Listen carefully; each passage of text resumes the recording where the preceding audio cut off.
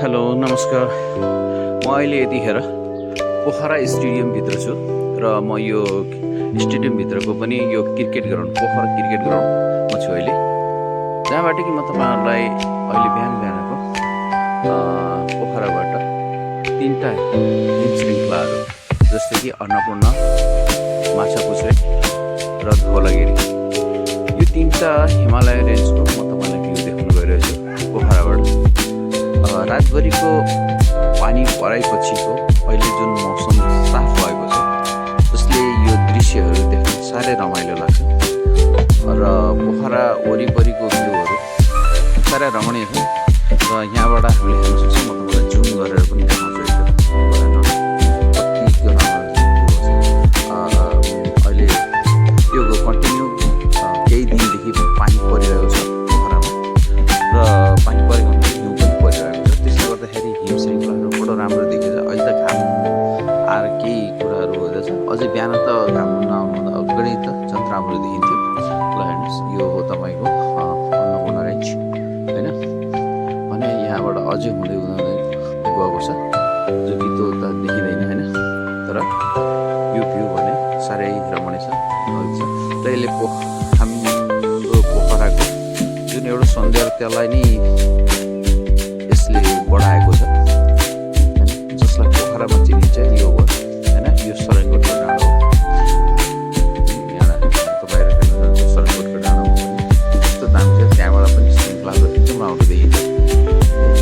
अनि लगायत हामी यतातिर जान्छौँ, यता एयरपोर्ट पनि छ, बिहान बिहान फ्लाइटहरू पनि त्यहाँ दुई तिनवटा मुस्ताङको लागि उडिसकेको छ र यहाँबाट फ्लाइट पनि अहिले आउँदैछ। इन्टरनेसनलबाट पनि हुँदैन सायद, यहाँबाट हुन्छ खालि मुस्ताङको लागि। यहाँ दुईवटा फ्लाइटहरू चाहिँ गइसकेका छन्, सायद अहिले आइपुगेको छैन, आउँदै गर्दै होला है। र अर्को कुरा यो रह्यो पोखराको क्रिकेट ग्राउन्ड होइन। यो क्रिकेट ग्राउन्ड मेन स्टेडियम त अझै यो छ, यहाँ देख्न सक्नुहुन्छ तपाईँले, यो मैले जुम गरेको छु, यो मेन स्टेडियम त्यही हो। र त्यसपछिका अरू छन् यो क्रिकेट खेल्ने ग्राउन्डहरू, बच्चाहरू प्र्याक्टिस गरिरहेका छन्, कोही रनिङ गरिरहेका छन् होइन, कोही वकिङ गरिरहेका छन्, देख्न सक्नुहुन्छ। अर्को कुरा यहाँ त्यसको पछाडिपट्टि रोड छ, गेटहरू छ, कस्तो लाग्छ बच्चाहरू प्र्याक्टिस गरिरहेका, मान्छेहरू वकिङ गरिरहेका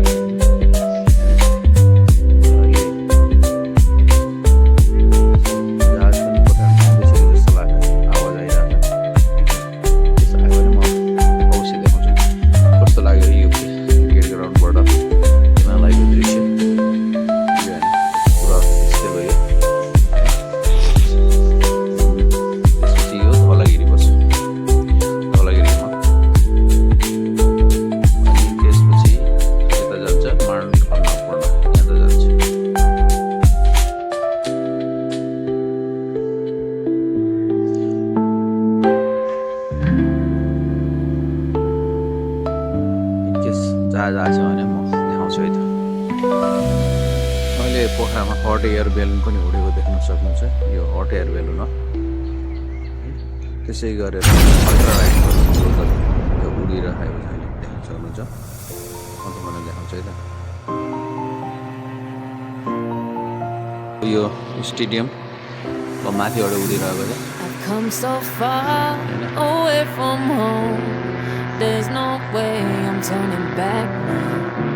My destination is unknown, so I keep pushing, never slow down. मुस्ताङबाट Pokhara आउने जहाजहरू देखाउनुहुन्छ, म वेट गरिरहेको छु त्यही जहाजको लागि। आइपुग्नु पनि बेला त भइसक्यो, धेरै बस्नु त बस्दैन होइन, अर्को पनि फ्लाइट आउँदैछ। If I fall, then I'll get back up, try again, come back stronger. No, baby, you can stop me now. Let's keep chasing the sun, do what can be done. Let's go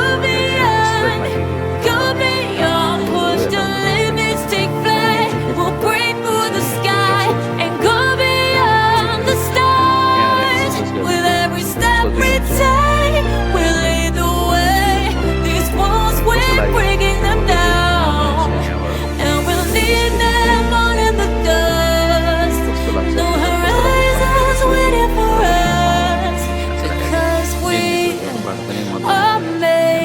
go beyond. खेलिरहेको छ तर यो अहिले यहाँबाट यसको उतापट्टि चाहिँ main highway नै छ I won't forget where I came from.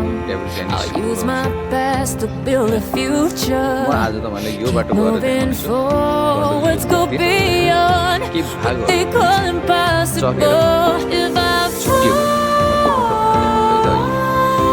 यो भयो then now get back up, try again, come back stronger. No, यो चाहिँ यो खारेर नि यता stadium baby, you can stop me now. Let's keep chasing the sun, do what can't be done. Let's go beyond, यो go चाहिँ beyond, push the limits, take flight. We'll break through the sky and go beyond the stars.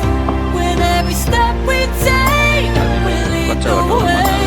These walls we're breaking them down, and we'll lead them on in the dark. Go beyond expectations and dreams to be stronger, to push harder than before. It's a time for change. We're standing on the edge of grace.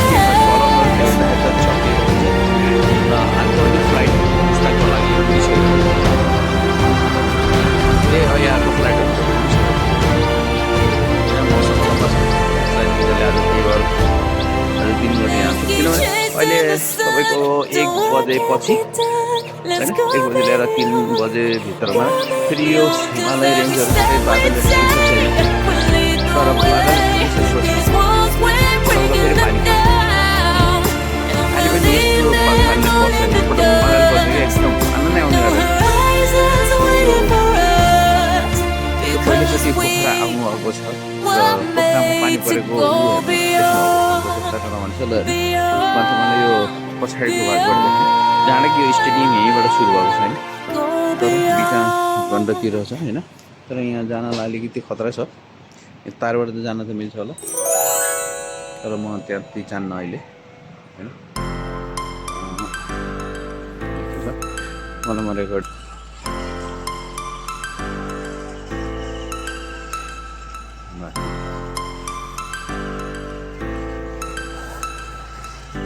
बिजडा माछा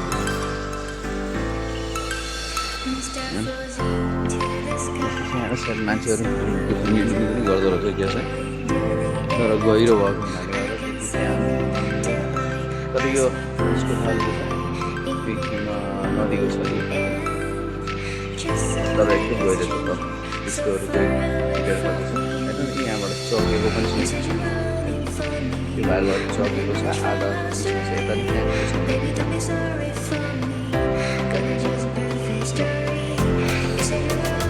अझै म अगाडि गएर मैले यो गण्डकीको भाग देखाउनु खोजेको होइन तर त्यस्तो छ तल गण्डकी तल त देखेको त छैन होइन तर यस्तो डिस्कोहरू फर्केर अस्ति भएर बसेको छ यसरी फर्केको छ पानी कराएको त सुनिन्छ तर पनि यो देखिन्छ अलिअलि देखिन्छ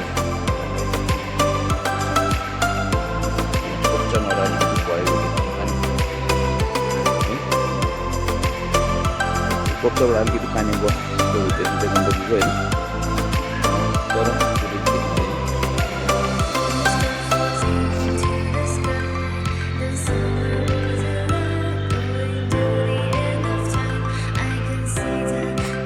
जति पनि बर्खाको लोनहरूको नामहरू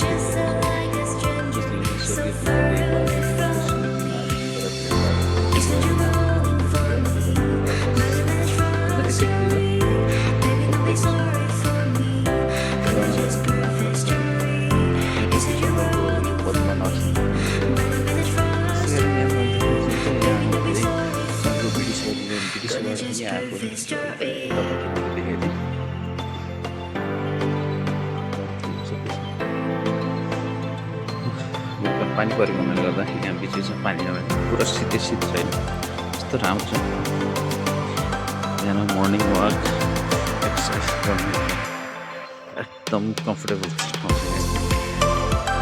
यहाँभन्दा त केही छैन। अब तपाईँले बिहान बिहान हेरेर हामीको दर्शन गरेर तपाईँले यहाँ सबै गर्नु छ के चाहियो यहाँभन्दा स्टेडियमबाट एक्जिट यो 6 नम्बर गेट पर्छ।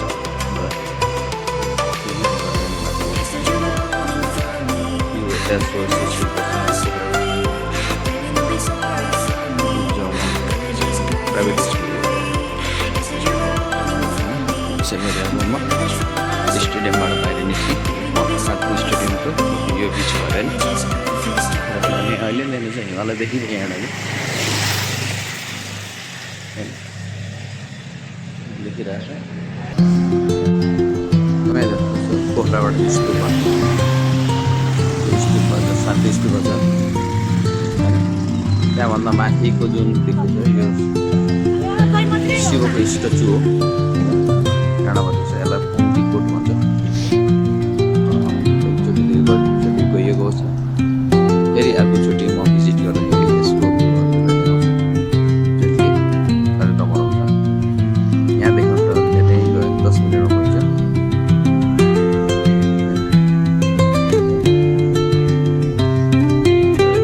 मन्दिर छ यो बौद्धहरूको तमोवृत्ति कार्य समापन स्थल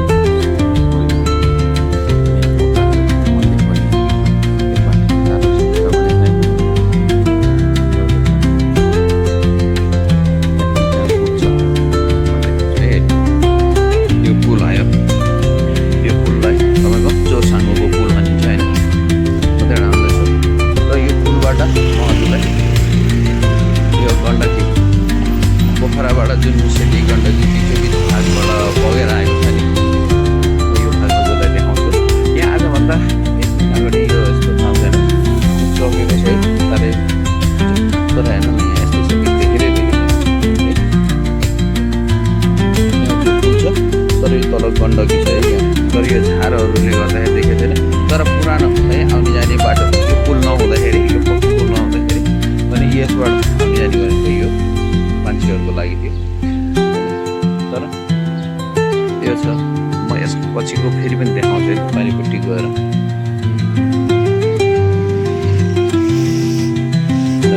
यहाँबाट यस्तो देखिन्छ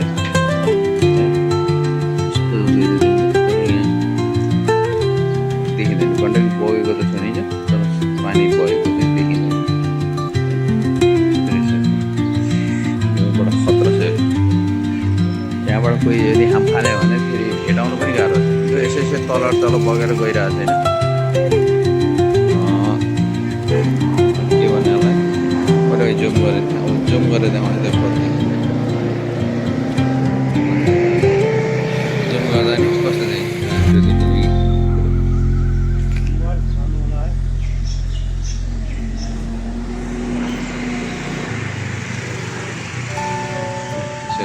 मान्छेहरू चलिरहेको छ र म पनि मेरो घरतिर लाग्छु अब।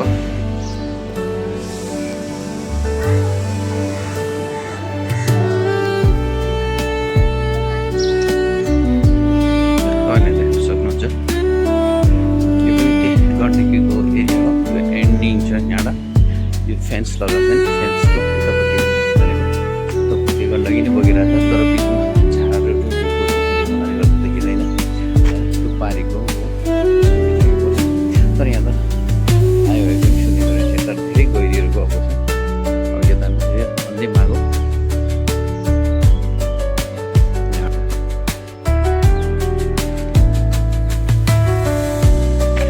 फेन्सको यतापट्टिहरू घरहरू त टन्नै छैन तर यो बिचमा चाहिँ छैन। उसको पारिपट्टि फेरि घरहरू छ होइन। यहाँबाट गण्डकी भएको त सुनेको छैन। पानीको अवस्था आइरहेको छ। म यहाँलाई देख्न प्रेस गरेछु गएर भएको त देखिन्छ तर खासै चाहिँ देखिँदैन।